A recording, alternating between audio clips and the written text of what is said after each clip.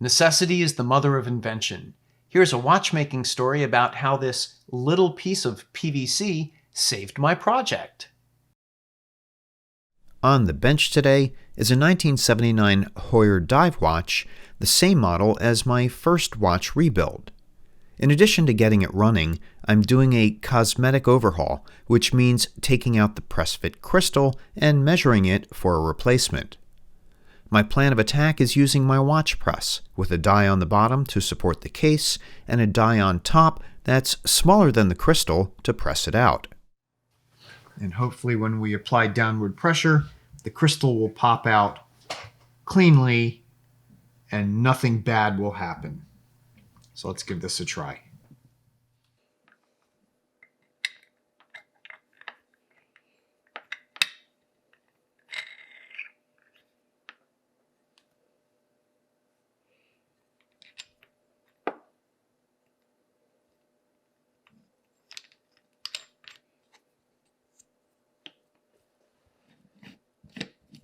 Okay.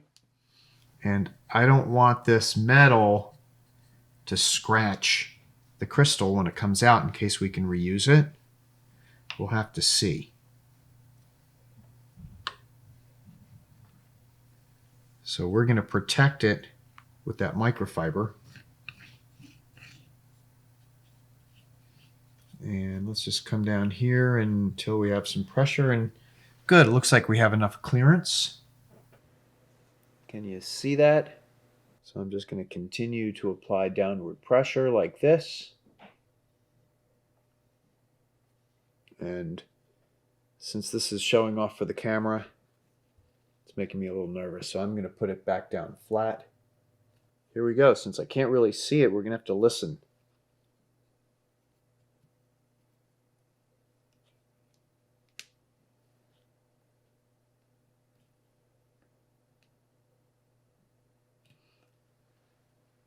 I'm going to back off a little bit and take a look.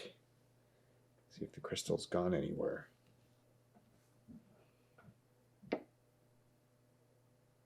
No, not really.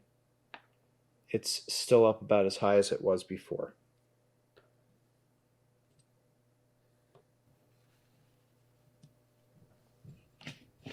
Well,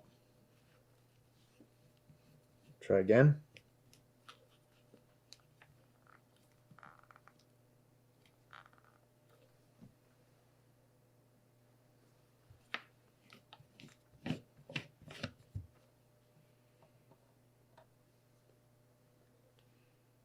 Yeah, the crystal isn't moving.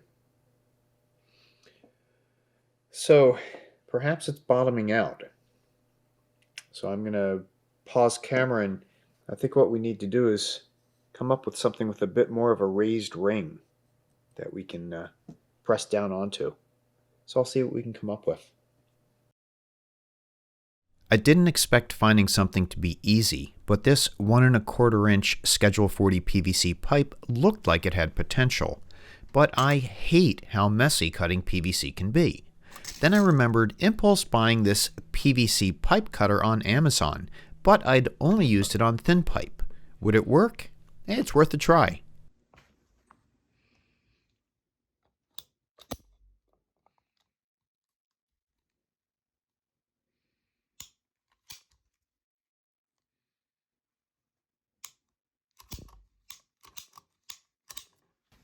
Oh my goodness, this is actually working.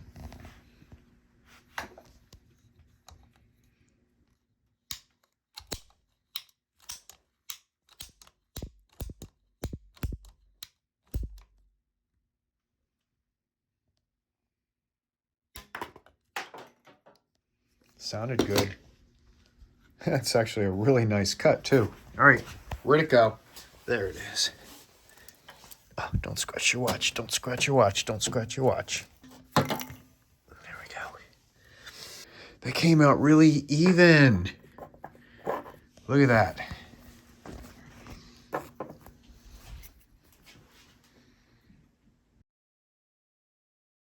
So here's what we're going to do.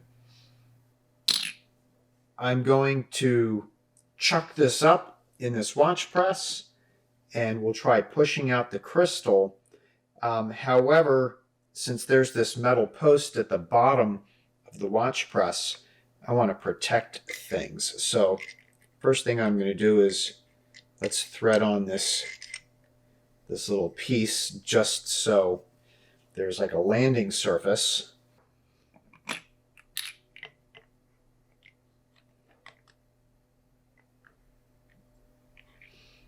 Oh, we're close. Don't want to scratch anything either. So close, but just not quite. What can we do? What can we do? If I put that on first. Let's see, if I put that on first. Oh, let me reverse this here. I'm making you guys watch.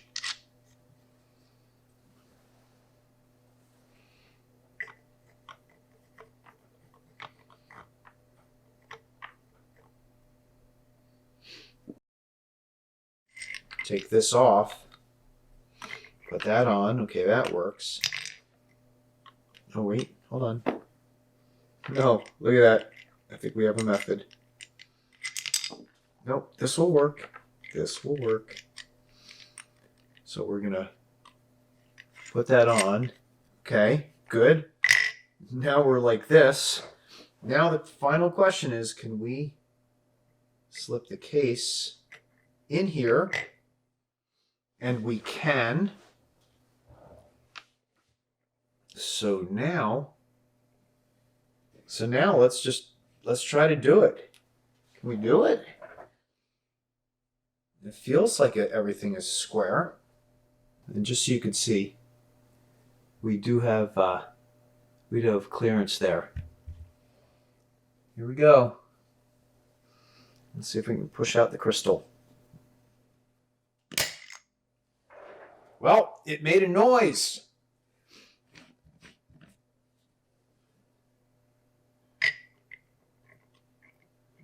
It made a noise. There is no longer a crystal in the case.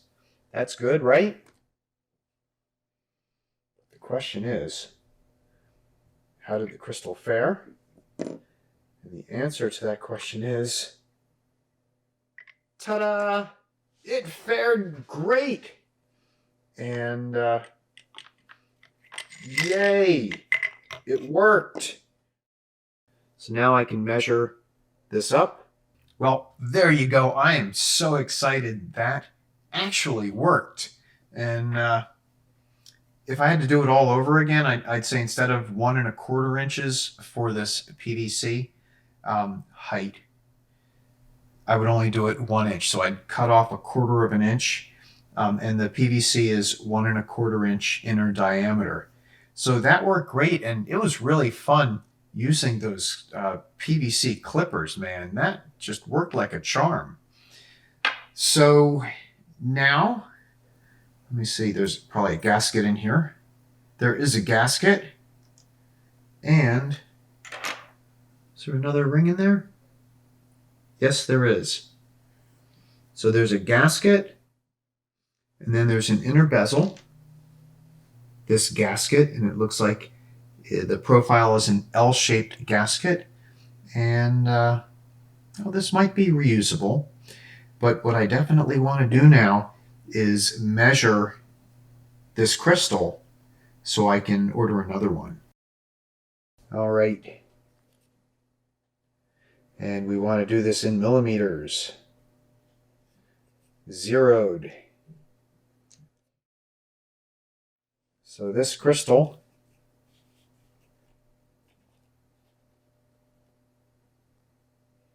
thirty-one millimeters.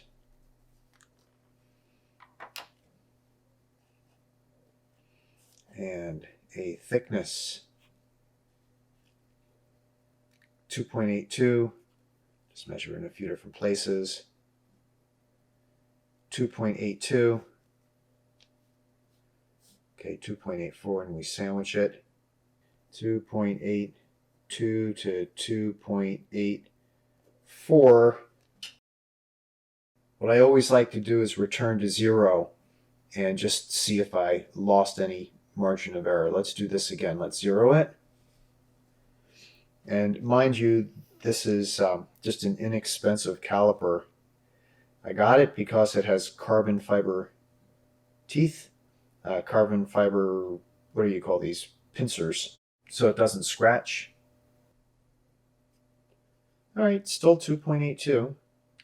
And we'll just double check the diameter, 30.99. So we're going to call it 31 millimeters. And we'll probably order one that's that size and then one that's 1/10 of a millimeter up from that. And we'll see what fits best. The other nice thing about this is without the crystal, now I can get a really good polish on this case. Okay, so that came out really, really well. I'm guessing that reassembling it will be much easier.